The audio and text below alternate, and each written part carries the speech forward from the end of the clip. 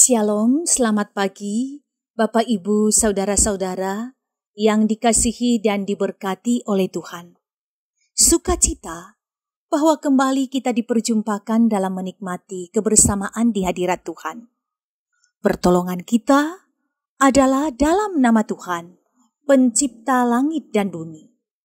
Kasih karunia dan damai sejahtera Allah menyertai kamu sekalian. Amin.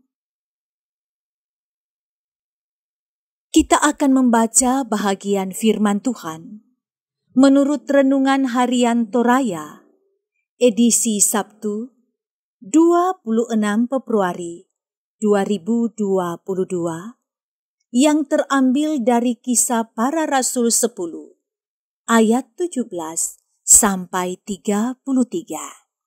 Sebelumnya mari kita satu di dalam doa. Kita berdoa. Lihatlah hati kami, yang telah kami bukakan untuk firman-Mu, yang kami sadari bisa mengubahkan iman kami jauh lebih baik. Bersabdalah Tuhan, umat-Mu telah sedia mendengarkan firman-Mu. Dalam Kristus Yesus, kami berdoa. Amin. Kisah Para Rasul pasal 10, ayat 17 sampai 33. Ayat 17. Petrus bertanya-tanya di dalam hatinya, apa kiranya arti penglihatan yang telah dilihatnya itu? Sementara itu, telah sampai di muka pintu orang-orang yang disuruh oleh Kornelius dan berusaha mengetahui di mana rumah Petrus. Mereka memanggil seorang dan bertanya, apakah Simon yang disebut Petrus ada menumpang di rumah itu? Dan ketika Petrus sedang berpikir tentang penglihatan itu, berkatalah Roh, ada 3 orang mencari engkau. Bangunlah, turunlah ke bawah dan berangkatlah bersama-sama dengan mereka. Jangan bimbang, sebab aku yang menyuruh mereka kemari. Lalu turunlah Petrus ke bawah dan berkata kepada orang-orang itu, akulah yang kamu cari. Apakah maksudmu? Apakah maksud kedatangan kamu? Jawab mereka, Kornelius seorang perwira yang tulus hati dan takut akan Allah, dan yang terkenal baik di antara seluruh bangsa Yahudi, telah menerima penyataan Allah dengan perantaraan seorang malaikat kudus, supaya ia mengundang engkau ke rumahnya dan mendengar apa yang akan kau katakan. Ia mempersilahkan mereka untuk bermalam di situ. Keesokan harinya, ia bangun dan berangkat bersama-sama dengan mereka, dan beberapa saudara dari Yope menyertai dia. Dan pada hari berikutnya, sampailah mereka di Kaisaria. Kornelius sedang menanti mereka, dan ia telah memanggil sanak saudaranya dan sahabat-sahabatnya berkumpul.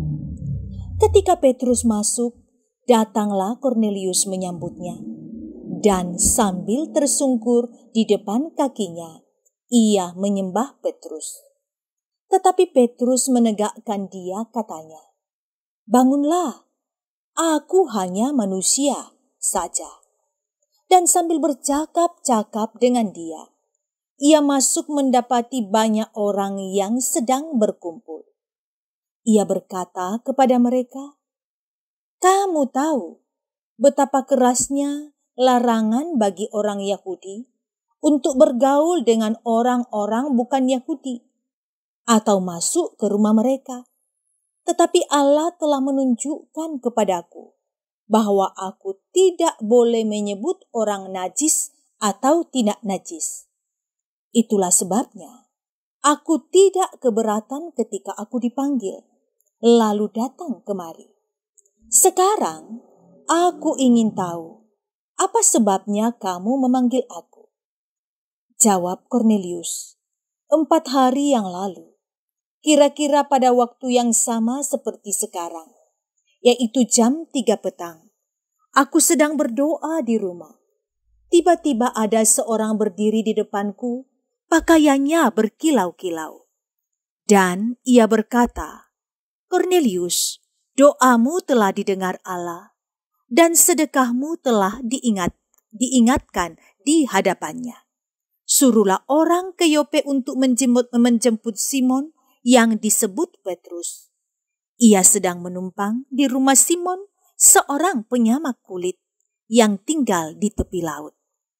Karena itu, segera kusuruh orang kepadamu, dan dengan senang hati engkau telah datang. Sekarang, kami semua sudah hadir di sini di hadapan Allah untuk mendengar apa yang ditugaskan Allah kepadamu." Firman Tuhan. Amin. Tema renungan kita ialah Tuhan bagi semua. Saudara, kata Injil atau kabar baik sangat erat dengan perdamaian. Ada dua pihak yang dahulu berjauhan atau bermusuhan, sekarang diperdamaikan. Konsep semacam ini memang tidak keliru. Hanya saja, pengertiannya seringkali terlalu dibatasi oleh relasi secara vertikal. Melalui penebusan Kristus, Allah mendamaikan orang berdosa dengan dirinya. Teks Kisah Para Rasul pasal 10 ayat 17-33 menceritakan salah satu contoh konkret bagaimana Allah memakai Injil untuk memulihkan relasi horizontal antara bangsa Yahudi dengan bangsa lain. Secara lebih khusus, bagaimana Petrus dan rombongan bersunat yang menyertai dia didekatkan dan dilekatkan ke dalam persekutuan dengan Kornelius dan seluruh kerabatnya yang bukan etnis Yahudi. Keselamatan dari Allah melalui Injil juga turun atas keluarga besar Kornelius. Dari sisi pergerakan Injil secara keseluruhan, di Kisah Para Rasul dimulai dari Yerusalem, Yudea, Samaria, sampai ke ujung bumi. Kisah pertobatan Kornelius memegang peranan yang sangat penting dalam rangkaian pemberitaan Injil itu. Peristiwa ini merupakan transisi yang sempurna bagi perluasan pemberitaan Injil. Petrus menyadari bahwa Allah telah meruntuhkan tembok pemisah antara Yahudi dan bukan Yahudi, sebab keselamatan yang dianugerahkan Allah adalah untuk semua bangsa. Saudara, sejatinya pemberitaan Injil adalah keluar dari kita. Kita adalah orang-orang percaya, bertanggung jawab untuk terus memberitakan Injil lebih luas lagi. Pemberitaan Injil menuju pada visi semua lidah mengaku bahwa Yesus Kristus itulah Tuhan dan Juru Selamat, dan semua diperdamaikan di dalam Allah. Amin. Mari kita berdoa. Bapa di sorga, berikan kesempatan bagi kami untuk sungguh memahami bahwa Engkau adalah Bapa bagi semua orang. Bukan hanya untuk orang Yahudi, tetapi bagi semua orang. Firman-Mu telah menyatakan kepada kami, Engkau Allah bagi orang Yahudi pun di luar Yahudi. Mohon Tuhan Engkau selalu ada untuk kami dalam hari ini, dalam menjalani aktivitas kami. Semoga berjalan menurut kasih dan kehendak Tuhan. Yang bergumul sakit penyakit, mungkin ada bagian keluarga kami atau ada yang sementara sakit, yang menikmati persekutuan dengan Engkau pada saat ini. Lawat mereka Tuhan. Yakinkan bahwa tubuh boleh lemah tetapi iman tidak lemah. Biarlah iman tahu menaruh pengharapan kepada Tuhan. Berikan kesembuhan menurut waktu Tuhan. Yang mengalami rupa-rupa persoalan dan pergumulan lain, ajar selalu mengandalkan Tuhan dalam setiap perkara. Berdoa Bapa di sorga Untuk mereka yang dipertemukan dengan sukacita, ingatkan mereka bersyukur hanya kepadamu. Berkati orang-orang tua yang lansia, kiranya selalu terpaut hati dan iman kepada Tuhan. Sertai kami dalam menjalani kehidupan ini, biarlah di masa-masa pandemi COVID yang semakin naik angka penularannya, kami tetap bisa menjaga diri dengan baik dan menjaga protokol COVID dengan baik. Sertai keluarga kami.